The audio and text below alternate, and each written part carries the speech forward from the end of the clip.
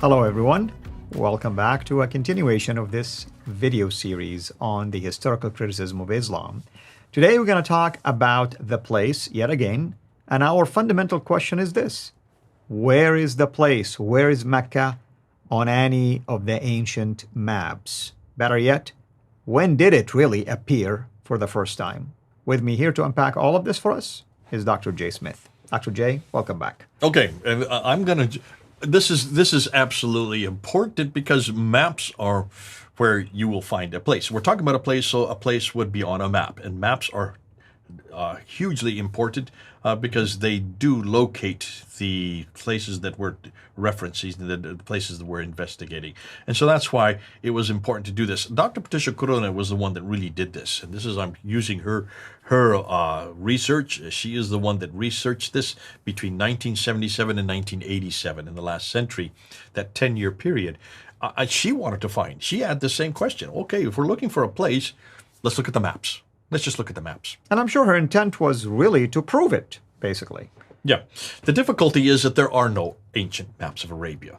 They just don't exist because nobody really thought about making maps. Maps is a much more later invention. It was usually the Europeans that are best known for the modern maps or the whole map making industry. The Chinese had maps of local areas, but no one had bothered to map Arabia. Why do you think no one had bothered to map Arabia? Well, usually you map things that are important. That's right. And what was wrong with Arabia? Well, obviously, while there are parts that were important that were mapped, it appears that certain parts were not that important, insignificant, so they didn't want to invest the time or the money on that. There are only three places there are four places that are mapped that had local maps. One was the northern part of Arabia. The other was the southern part of Arabia. The northern part, because that's where the civilizations were. That was where Arabia was known as. It was known as Arabia Petraea. Right. The southern part was where the Sabaeans are, and so there was lots of civilizations there, so that was mapped. There's ports, there's commerce taking place. That's right. Yeah. And then you have on the west, you have the Red Sea. That's where the trade route went, up the Red Sea. And on the east, you have the Straits of Hormuz, you have the Persian Gulf, so that would have been mapped. Those are just local maps. But nothing was mapped in the central part, and the reason is very simple. It was Petraea Deserta, known as Petraea Deserta. That means desert. Right. If there's a desert, there's no one there. We're going to talk more about that later on. So obviously, in order for Patricia Corona to try to find a map, she needed to go back to the earliest maps that existed. And the earliest maps were done by Europeans of Arabia. This is of Arabia. The earliest maps were done by Europeans, not people who had gone there. What they were doing is that they went back to Ptolemy from the 2nd century. And Ptolemy is the one who wrote a great book on geography. And so he would be the one that you go to since he was the one from that area. He was the first one to write down about Arabia Petraea and Arabia, the Arabia itself, the southern part, the Sabaean area, and the northern part. And so he would describe mountains and rivers and cities and towns. He would describe all this. And so what happened, the Europeans took his descriptions and then they tried to put it in a map. So the first one that was ever produced is this one here. So let's go back. Let's go back to the slide and let's look at his map. So this is the very first one. And this was created by Leonhard Holle. See his name up there in yellow? 1482. So we're talking about the 15th century. 15th century, this is 800 years after Muhammad. So this is 1500 years after supposedly Mecca existed. And he is taking Ptolemy's references, putting all the names that he could find, and putting him where he thought that Ptolemy was referring to. Mm-hmm. What do you notice is missing? Mecca. Mecca is missing. The most important city, the center of everywhere, the center of history, where Adam and Eve lived. Exactly. Adam and Eve, Abraham and Ishmael. I mean, they definitely predated the 2nd century. So, obviously, Ptolemy did not know about Mecca, the most significant city. The city that should have been the first thing he put on the map is not in this map from 1482. Now, there was another map that was done a little bit later in 1540 by a man named Laurent Fries. He created this map, again, to take what Ptolemy had said. He wanted to improve on what Leonhard had done earlier. So about a century later, he put this map. What's missing? Mecca. Okay, so there you see another problem. Looks like Mecca is not on this map. You see all kinds of different references. Take a look at carefully. Blow it up if you can. Tell me if you can find Mecca there. And I encourage anybody, don't trust me, go and look at these maps. You blow them up and see if Mecca is referred to. It's not on this map. So then we go to 1571. So about 30 years later, you have Sebastian Münster, who puts together this map. And this is done 1571. He is from Germany. He takes what Ptolemy said, what Ptolemy had written, and he introduces what he thinks is even more accurate map. What's missing? Mecca again. It's getting redundant, isn't it? Yeah. It's getting redundant. So Mecca is missing in every one of these three so far maps. There's another one that Patricia Corona referred to, and she looked at this one here. This is a 7th century redacted map. In other words, it was a modern map, a more modern map. She didn't give the date on it, but it's redacted back to what people thought the 7th century looked like. What's missing?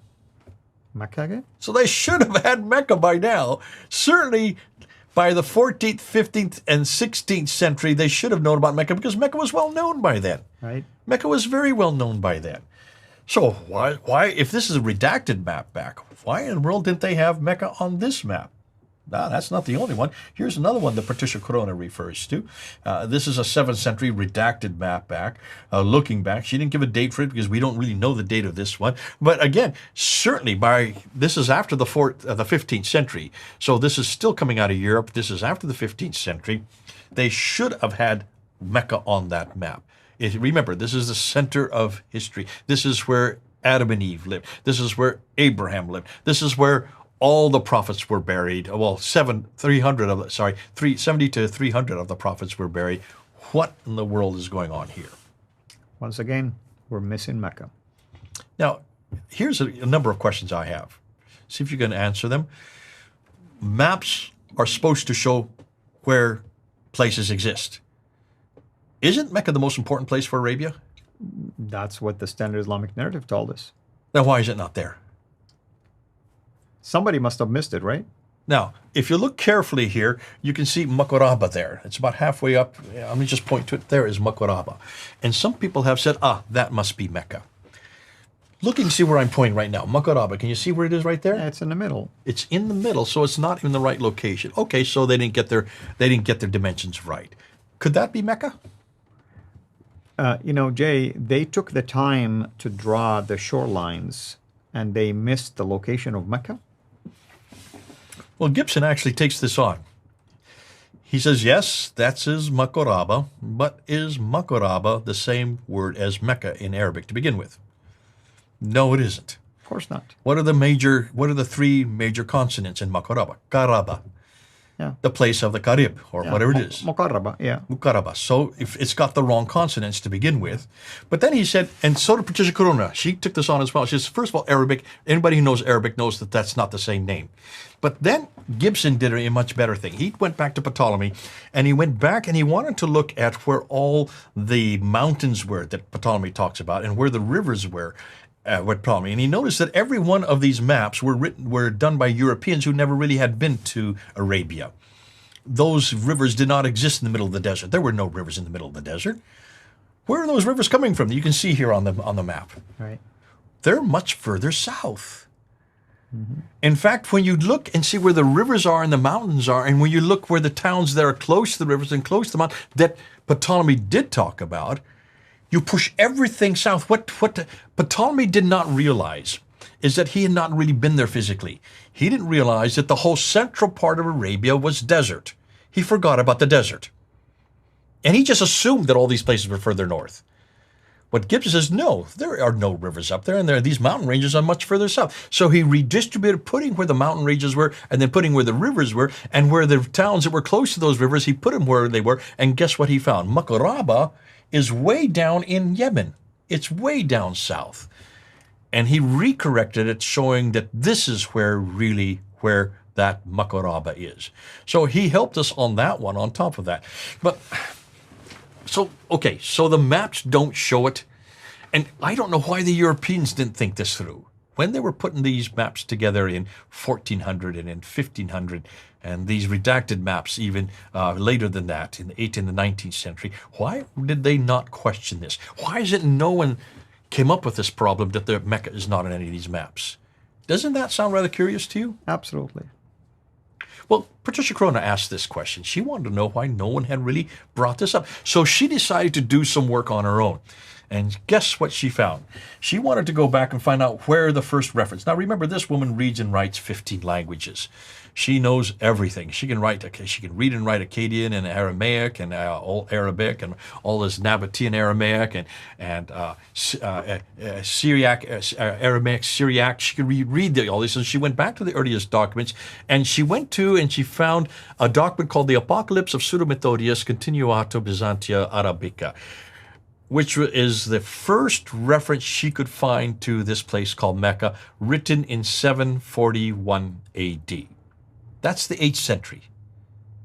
That is almost 100 years. In fact, it's 100 years after Muhammad's death that the first reference for it.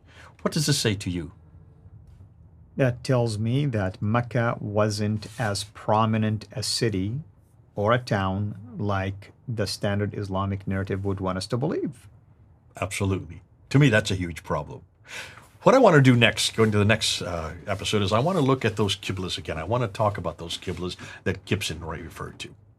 And of course, if anyone is not familiar with this, we did an entire video series just on the qiblas alone. So the purpose of these shows here is to give you snippets and focus on big arguments. But if you want to really enjoy learning more, expand more, believe it or not, almost every one of those arguments we've done like a video series on that. So we encourage you to go and search either Finder Films or Sira International to learn more about those arguments. So next time we will be discussing the Qibla. Until then, have a blessed day. Thank you for watching this video. Be sure to like and subscribe to our channel Sira International and click on the bell so that you receive notifications whenever we publish a new video or go live.